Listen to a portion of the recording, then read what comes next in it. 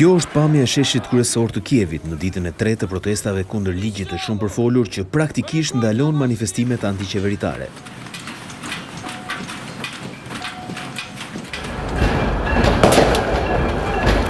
Gjatë gjithë natës ky shesh ishte një arenë përleshjesh mes protestuesve dhe policisë.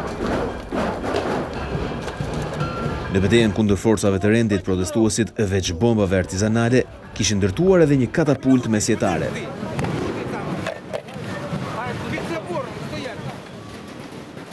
Policia u kundërpërgjigj me gaz lotësiellës dhe plumba gome. Ekipet e emergjencës u erdhën në ndihmë dhjetra të plagosurve.